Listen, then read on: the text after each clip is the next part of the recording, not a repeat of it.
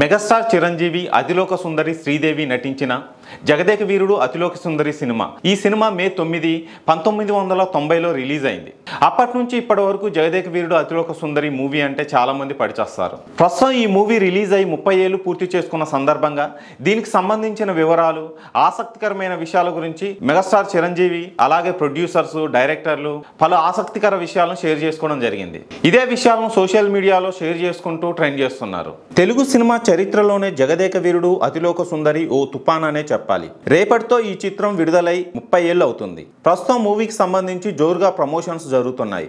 అయితే అందరిలో వచ్చిన డౌట్ మిగిలిపోయింది. ఉంగరం మింగిన చేప ఏమైంది అని తాజాగా రామ్ చరణ్ కూడా ఇదే ప్రశ్న అడిగారు. అంటే సీక్వెల్ ఉంటే అందులో దీని గురించి ఏమైనా వివరణ ఇస్తారేమో అని అందరూ అనుకుంటున్నారు. రీ రిలీజ్ సందర్భంగా రాఘవేంద్ర రావు, చిరంజీవి, అశ్వనీ దత్ కలిసి ఓ ఇంటర్వ్యూ చేసి దాన్ని రిలీజ్ చేయగా ఆ ఇంటర్వ్యూ ఇప్పుడు నెట్టింట బాగా వైరల్ అవుతుంది. అందులో రాఘవేంద్ర రావు సీక్వెల్ పై కొన్ని వ్యాఖ్యలు చేశారు. శ్రీదేవిని మరొకరితో రీప్లేస్ చేయడం అసాధ్యమని, ఇళయరాజా సాంగ్స్ ను మళ్ళీ ఆ రేంజ్ లో క్రియేట్ చేయలేమని కుండబద్దలు కొట్టి మరీ చెప్పారు.